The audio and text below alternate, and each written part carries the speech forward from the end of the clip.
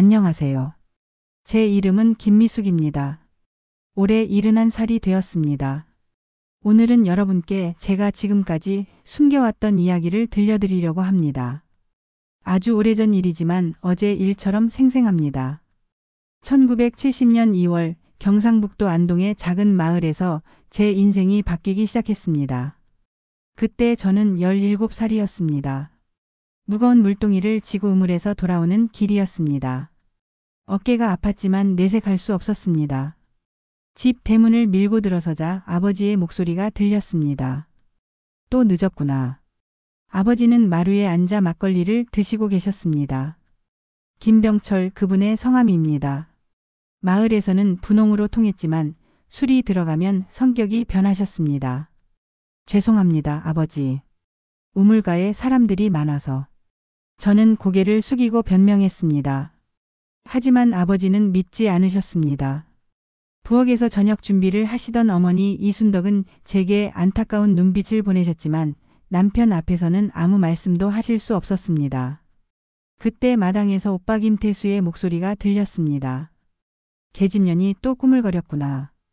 오빠는 저보다 5살 위였습니다. 아버지를 닮아 덩치도 크고 성격도 거칠었습니다. 농업고등학교를 졸업한 후 집안일을 도우면서 저를 함부로 대했습니다. 저는 물동이를 부엌에 놓고 앞치마를 둘렀습니다. 어머니가 준비해 두신 무와 배추를 씻어 썰기 시작했습니다. 찬 물에 손이 시렸지만 참았습니다. 매일 반복되는 일상이었습니다. 저녁 시간이었습니다. 온 가족이 상을 둘러싸고 앉았는데 아버지가 갑자기 말씀하셨습니다. 미숙아, 내일부터는 새벽 4시에 일어나라. 농사일 도와야 한다. 젓가락을 쥔 제 손에 힘이 들어갔습니다. 새벽 4시면 아직 캄캄한 시간이었습니다. 그리고 학교 가는 것도 이제 그만둬. 계집이 글 배워봤자 시집 갈 때나 써먹지. 그 말에 젓가락이 그릇을 떨어뜨렸습니다. 학교는 제게 유일한 희망이었습니다. 중학교만이라도 마치고 싶었는데 아버지, 저는 공부하고 싶어요. 중학교만이라도. 감히 어른한테 말대답해. 따끔한 감촉이 뺨에 전해졌습니다. 어머니는 고개를 돌리셨고 오빠는 만족스러운 표정을 지었습니다. 여자는 시집이나 잘 가면 그만이야. 괜히 글 배워서 말만 늘어나겠다. 오빠가 거들었습니다. 저는 뺨의 화끈거림을 참으며 고개를 더 깊이 숙였습니다. 그 순간 가슴 깊은 곳에서 무언가가 꿈틀거리는 것을 느꼈습니다. 설거지를 하면서 창밖을 내다보았습니다. 마을 너머 산자락에는 아직 눈이 쌓여 있었지만 며칠 전부터 낮 기온이 조금씩 올라가고 있었습니다. 겨울이 끝나가고 있었습니다. 미숙아, 빨리 들어와서 자거라. 어머니의 부름에 마지막 그릇을 닫고 방으로 들어갔습니다. 작은 방에서 어머니와 함께 잠을 잤습니다. 이불 속에서 조용히 눈물을 흘렸습니다. 소리내어 울 수는 없었습니다. 창틈으로 새어들어오는 달빛이 제 얼굴을 비쳤습니다. 그때 저는 작게 속삭였습니다.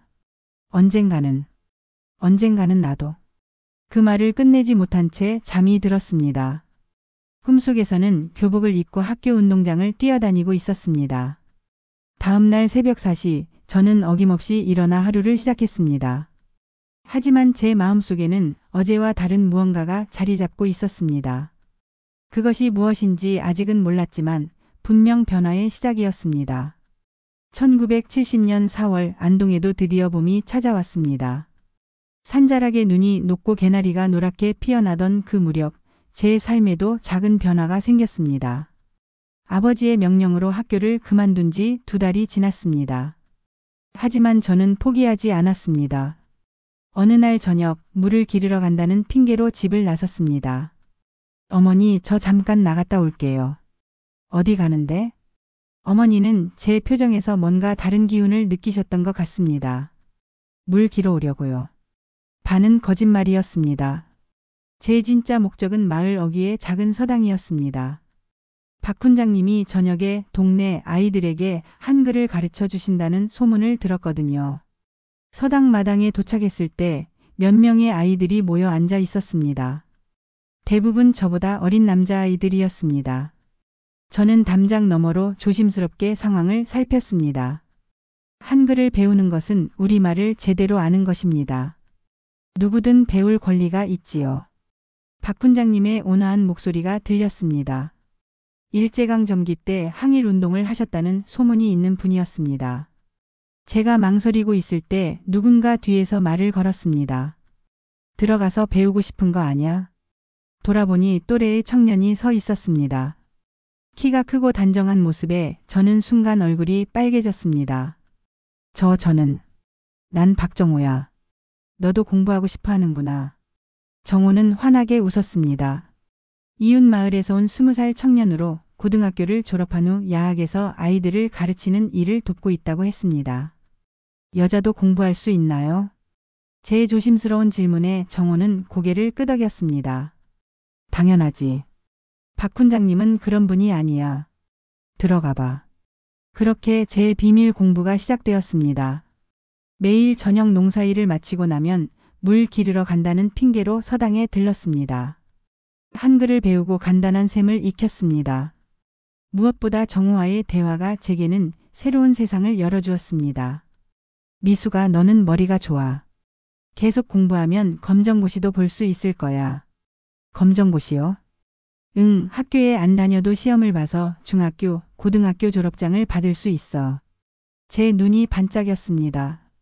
처음 들어보는 이야기였지만 마음속에 희망이 피어올랐습니다. 하지만 이런 일상이 오래 지속될 수는 없었습니다. 5월 어느 날 저녁 서당에서 돌아오는 길에 오빠 태수와 마주쳤습니다. 야, 넌 요즘 뭐 하는 거야? 오빠의 목소리에 술기운이 섞여 있었습니다. 가슴이 철렁했습니다. 물 기러 오고 있었어요, 오빠. 물? 물동이는 어디 있고? 제가 들고 있던 물동이는 반도 차지 않았습니다. 서당에서 공부하느라 우물에 들를 시간이 없었거든요. 어디서 뭘 하고 다니는 거야, 이 계집년아. 오빠가 제 팔을 거칠게 잡아 끌었습니다. 물동이가 땅에 떨어져 깨졌습니다. 집에 도착하자마자 오빠는 아버지에게 모든 것을 말했습니다.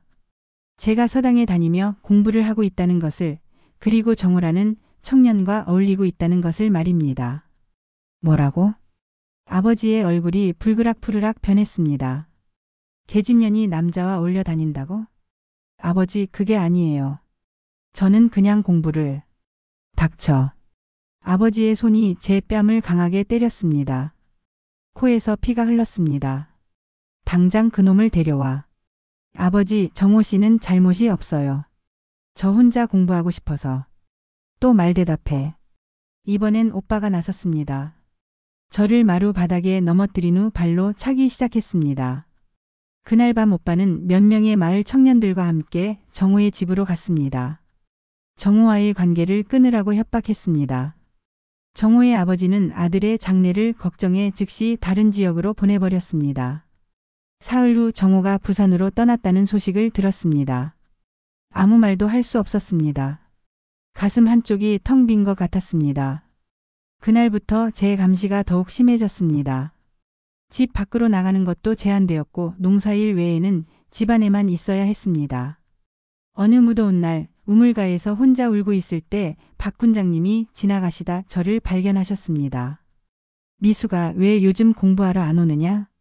훈장님, 저는 이제 공부할 수 없어요. 왜 그런 소리를 하느냐?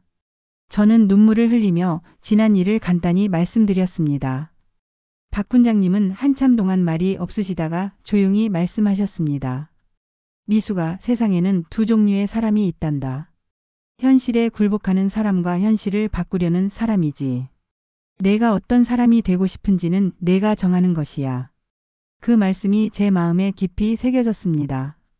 집으로 돌아가는 길에 결심했습니다. 포기하지 않겠다고, 언젠가는 반드시 이곳을 벗어나 자유롭게 살겠다고 말입니다.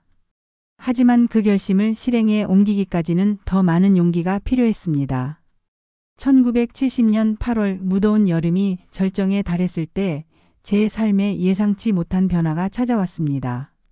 정호가 떠난 지 2달이 지났지만 그 짧은 만남이 남긴 흔적이 제 몸에 새로운 생명으로 자라고 있었습니다. 며칠째 계속되는 입덧 때문에 어머니에게 조심스럽게 말을 꺼냈습니다. 어머니, 저 좀 이상해요. 어머니는 제 창백한 얼굴을 살펴보시더니 놀란 표정을 지으셨습니다. 미수가 혹시, 네? 아니다. 그럴 리가 없지. 하지만 어머니의 불안한 시선은 계속 저를 따라다녔습니다. 9월이 되자 제 몸의 변화를 더 이상 숨길 수 없었습니다. 어머니는 저를 데리고 마을 한의원에 가셨습니다. 한의사 할아버지는 맥을 짚어보시더니 조용히 고개를 끄덕이셨습니다. 석 달은 된 것 같습니다. 돌아오는 길에 우리는 아무 말도 하지 않았습니다. 집에 도착해서야 어머니가 입을 여셨습니다. 미수가 어떻게 하지? 어머니, 저도 모르겠어요. 저는 눈물을 흘렸습니다. 18살 소녀에게는 너무 무거운 현실이었습니다. 아버지한테는 말하지 마세요. 제발요. 어머니도 같은 생각이셨습니다. 아버지가 이 사실을 안다면 어떤 일이 벌어질지 상상하기조차 싫었습니다. 한 달 더 지나면서 제 배가 조금씩 나오기 시작했습니다. 헐렁한 옷으로 가리려 했지만 한계가 있었습니다. 특히 오빠 태수는 제 변화를 예리하게 눈치채고 있었습니다. 야, 넌 요즘 왜 그렇게 살이 쪘냐? 많이 먹어서 그런가 봐요. 배만 나왔는데? 오빠의 의심스러운 눈빛에 가슴이 두근거렸습니다. 10월 어느 저녁 빨래를 널고 있을 때였습니다. 바람에 날린 옷이 배 부분을 드러냈고 마침 지나가던 오빠가 그것을 목격했습니다. 야, 너 설마. 오빠는 저를 거칠게 잡아 끌어 마루로 데려왔습니다. 아버지, 큰일 났습니다. 왜 그러느냐? 술을 마시고 계시던 아버지가 눈썹을 찌푸리셨습니다.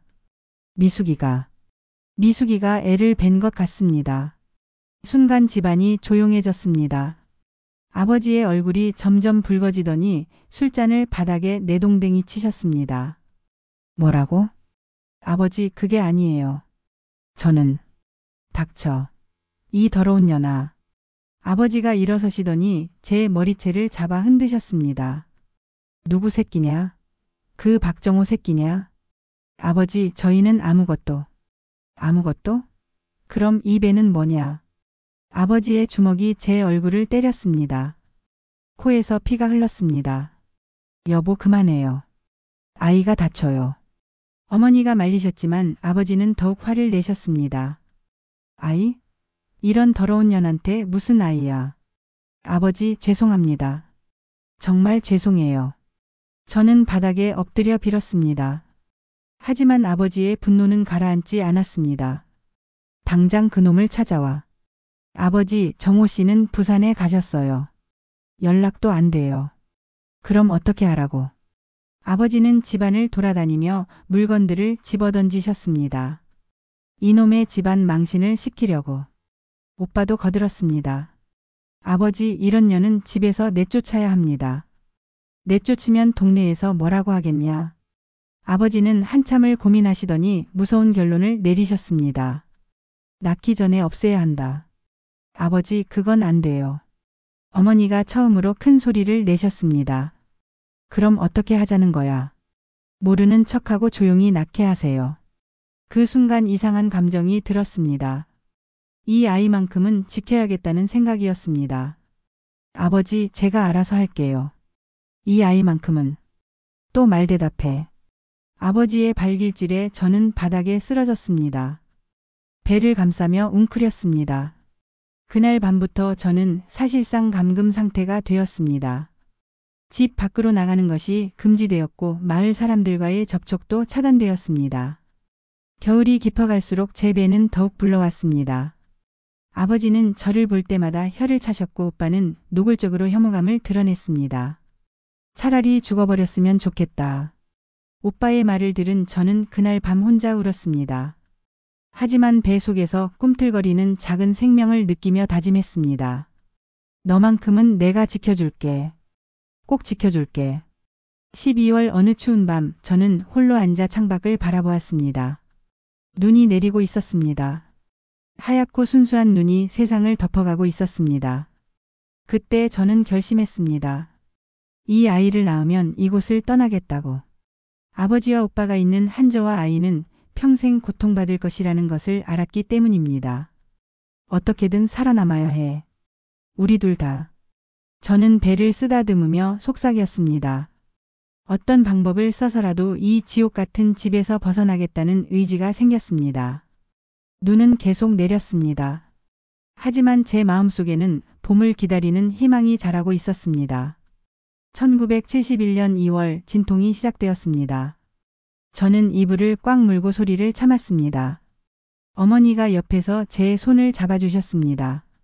미수가 조금만 더 힘내라. 어머니 아파요. 곧 끝날 거야. 16시간의 진통 끝에 작은 생명이 세상에 나왔습니다. 아들이었습니다. 미수가 건강한 아들이다.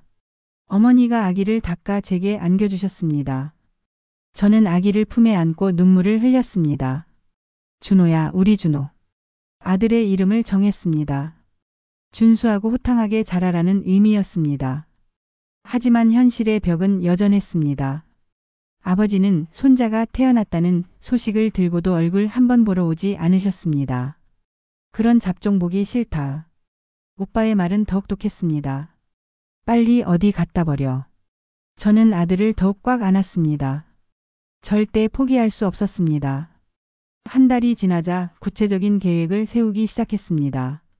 서울로 가겠다는 결심을 굳혔습니다. 어머니, 외할머니가 물려주신 금반지 있잖아요. 그걸 왜? 팔아서 서울 갈 차비를 만들려고요. 어머니는 제 결심을 읽으셨습니다. 미수가 서울이 어디가 쉬운 곳이냐? 여기 있으면 준호가 평생 천대받아요. 새로운 삶을 살고 싶어요. 어머니는 한참을 고민하시더니 고개를 끄덕이셨습니다. 알겠다. 어머니가 도와줄게. 3월의 어느 새벽 저는 준호를 업고 집을 나섰습니다. 어머니가 미리 준비해 두신 작은 보따리와 차비가 전부였습니다. 어머니, 나중에 꼭 연락드릴게요. 그래, 잘 살아라. 어머니와 마지막 포옹을 나누었습니다. 준호 잘 키우고 공부도 시켜라. 네, 어머니. 저는 뒤를 돌아보지 않고 마을을 떠났습니다. 서울역에 도착했을 때 막막했습니다. 가진 돈은 얼마 없었고 갈 곳도 마땅하지 않았습니다. 준호야, 우리 꼭 살아남자. 첫날 밤은 역 대합실에서 보냈습니다. 다음 날부터 일자리를 찾아다녔습니다. 하지만 아기를 업고 다니는 여자를 받아주는 곳은 쉽게 찾을 수 없었습니다. 아기 엄마는 곤란합니다. 거절의 연속이었습니다. 일주일째 되는 날 청량리 근처의 작은 식당에서 기회가 왔습니다. 일은 힘들어요. 새벽부터 밤늦게까지. 괜찮겠어요? 네, 괜찮습니다. 아기는 어떻게 하실 거예요? 업고 일하겠습니다. 식당 사장인 박 여사는 한참을 생각하시더니 고개를 끄덕이셨습니다. 한번 해보세요. 감사합니다. 그렇게 제 새로운 삶이 시작되었습니다. 처음에는 정말 힘들었습니다. 준호를 업고 접시를 나르고 바닥을 닦았습니다. 손님들 중에는 눈살을 찌푸리는 사람도 있었지만 대부분은 이해해 주셨습니다. 아가 참 예쁘네. 몇 개월이에요? 4달입니다. 엄마가 고생이 많겠어. 따뜻한 말 한마디가 큰 위로가 되었습니다. 석재 시도 영입 계속 편집 챕터 4 새로운 세상 계속. 석 달이 지나자 식당 근처에 작은 방을 얻을 수 있었습니다. 월세 3만 원짜리 단칸방이었지만 처음으로 저만의 공간을 갖게 된 것입니다. 준호야, 우리 집이야. 작지만 우리만의 집. 아기는 제 목소리에 방글방글 웃었습니다. 저녁에는 라디오를 들으며 준호를 재웠습니다. 때로는 책을 빌려와 읽기도 했습니다. 안동에서는 상상할 수 없던 자유로운 시간이었습니다. 언젠가는 준호 너도 대학에 갈 수 있을 거야. 저는 아들의 머리를 쓰다듬으며 다짐했습니다. 1972년 겨울 준호가 돌이 되었습니다. 작은 상을 차려 생일상을 차렸습니다. 준호야, 생일 축하해. 아기는 촛불을 신기해하며 손을 뻗었습니다. 우리 준호 건강하게만 자라주렴. 1973년이 되자 새로운 계획을 세웠습니다. 야간 중학교에 다니기로 한 것입니다. 사장님, 저녁 시간에 잠깐 학교 다니고 싶은데 괜찮을까요? 학교요? 네, 중학교 검정고시를 보고 싶어서요. 박 여사는 제 의지를 높이 사셨습니다. 좋아요. 열심히 공부해요. 그렇게 낮에는 일하고 밤에는 공부하는 생활을 시작했습니다. 힘들었지만 희망이 있었습니다. 준호도 이제 걷기 시작했습니다. 작은 방 안을 돌아다니며 저를 따라했습니다. 엄마 공부해. 그래, 엄마 공부해. 준호도 나중에 공부해야지. 1975년 드디어 중학교 검정고시에 합격했습니다. 그 해에 고등학교 검정고시도 도전했습니다. 준호가 4살이 되던 해였습니다. 엄마 시험 잘 봤어? 응, 잘 봤어. 준호 덕분이야. 1978년 준호가 7살이 되자 방송통신대학교에 입학했습니다. 사회복지학과였습니다. 저와 같은 처지의 사람들을 돕고 싶었거든요. 준호는 이제 초등학교에 다니기 시작했습니다. 엄마 학교 재미있어. 그래? 뭘 배웠는데? 한글이랑 숫자. 엄마처럼 공부할 거야. 저는 아들을 꽉 안았습니다. 제가 꿈꿨던 것들을 아들이 자연스럽게 누리고 있었습니다. 1982년 저는 대학을 졸업했습니다. 31살의 나이였습니다. 준호는 11살이 되어 있었습니다. 엄마 졸업 축하해. 준호가 제게 꽃을 건넸습니다. 어디서 꺾어온 작은 들구지였지만 세상에서 가장 아름다운 꽃다발이었습니다. 그 해부터 저는 구청에서 사회복지사로 일하기 시작했습니다. 안정된 직장이었고 준호의 교육에도 더 신경 쓸 수 있게 되었습니다. 준호야, 꿈이 뭐야? 의사가 되고 싶어요. 아픈 사람들을 고쳐주는 의사. 그래, 꼭 될 수 있을 거야. 준호는 공부를 정말 잘했습니다. 항상 반에서 1등을 했고 선생님들의 사랑을 받았습니다. 1986년 준호가 고등학교에 입학했습니다. 서울의 명문 고등학교였습니다. 엄마, 저 꼭 서울대 의대에 갈 거예요. 그래, 엄마가 응원할게. 그 무렵 저는 안동에 계신 어머니와 연락을 다시 시작했습니다. 아버지가 돌아가셨다는 소식을 들었거든요. 미수가 잘 살고 있구나. 네, 어머니. 준호도 잘 크고 있어요. 그 애가 벌써 그렇게 컸구나. 보고 싶다. 1989년 봄 준호가 서울대학교 의과대학에 합격했습니다. 그날 저는 정말 많이 울었습니다. 엄마 합격했어요. 정말? 네, 의사 될 수 있어요. 저는 준호를 꽉 안고 울었습니다. 18년 전 안동에서 품었던 꿈이 현실이 된 순간이었습니다. 그날 밤 저는 일기를 썼습니다. 오늘 준호가 서울대에 합격했다. 1971년 그 추운 겨울날 갓난아기를 안고 서울역에 내렸을 때는 상상도 못했던 일이다. 포기하지 않기를 잘했다. 우리는 해냈다. 1995년 봄 서울 강남의 한 병원에서 의사 가운을 입은 청년이 환자를 진료하고 있었습니다. 김준호 26살의 젊은 의사였습니다. 어머니, 혈압이 조금 높으시네요. 싱겁게 드세요. 네, 선생님. 감사합니다. 진료를 마친 준호는 저에게 전화를 걸었습니다. 엄마, 나야. 오늘 진료 다 끝났어. 집에 가고 있어. 그래, 수고했다. 저녁 준비해 놓을게. 저는 40대 중반이 되어서도 여전히 건강했습니다. 구로구의 아담한 아파트에서 아들과 함께 살고 있었습니다. 준호가 집에 도착하자 따뜻한 저녁상이 기다리고 있었습니다. 엄마, 오늘 환자 중에 우리랑 비슷한 사람이 있었어. 어떻게? 혼자서 아들 키우신다는 분이었어. 많이 고생하고 계시더라. 저는 잠시 과거를 생각했습니다. 그분도 잘 키우실 거야. 엄마의 사랑이면 못할 게 없지. 준호는 제 손을 잡았습니다. 엄마, 나 결혼하고 싶은 사람이 있어. 정말? 응, 같은 병원 간호사야. 좋은 사람이야.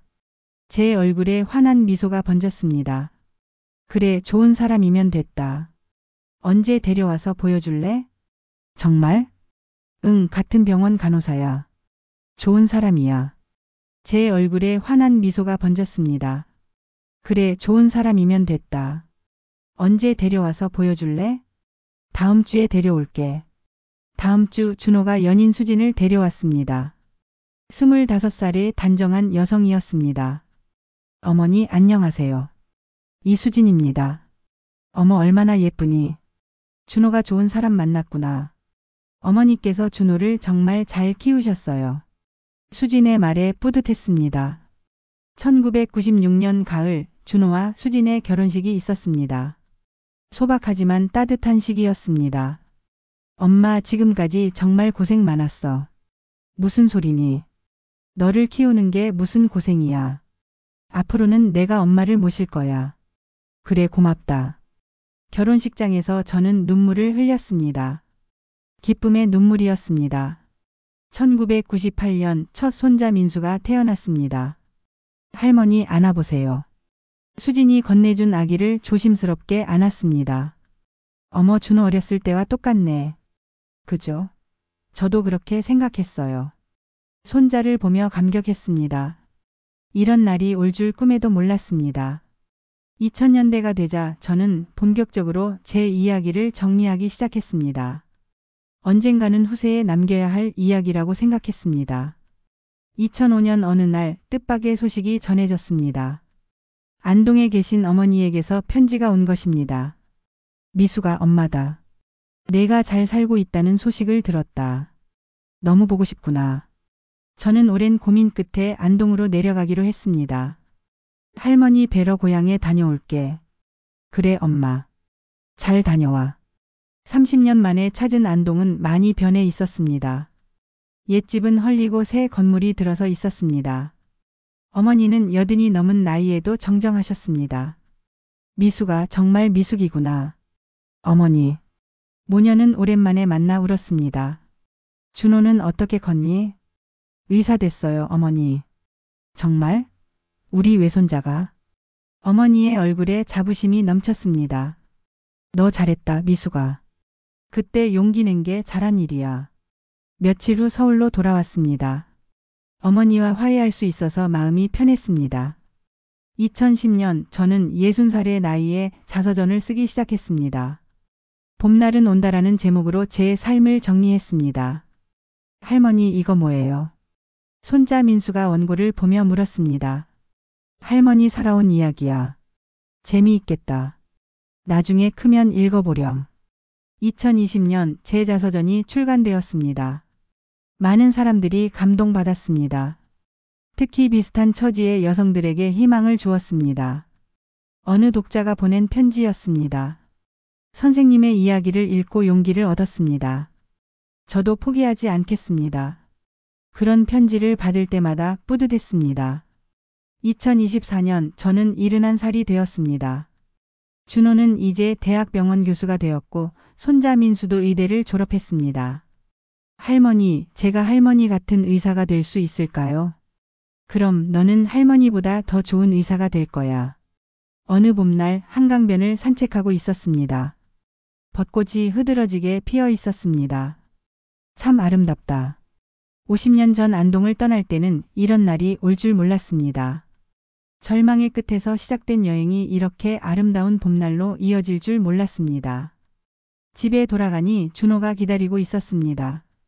엄마 오늘 환자 중에 어려운 처지에 임산부가 있었어. 도움이 필요한 것 같던데. 그래? 우리가 도울 방법이 있을까? 엄마가 만든 재단으로 지원해주면 어떨까? 저는 고개를 끄덕였습니다. 제가 받은 도움을 다른 사람에게 전하는 것, 그것이 진정한 감사의 표현이라고 생각했습니다. 그래, 그렇게 하자. 그날 밤 일기를 썼습니다. 오늘도 감사한 하루였다.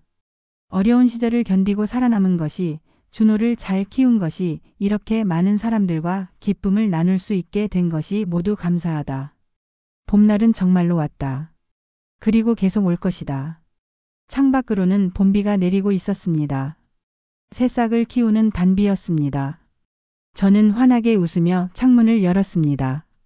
봄 내음이 방 안가득 퍼졌습니다. 여러분, 이것이 제 이야기입니다. 1970년 안동에서 시작되어 2024년 서울에서 완성된 제 인생입니다. 절망의 끝에서 찾은 희망이, 포기하지 않은 용기가 만들어낸 기적입니다. 혹시 지금 어려운 상황에 계신 분이 있다면 기억해 주세요.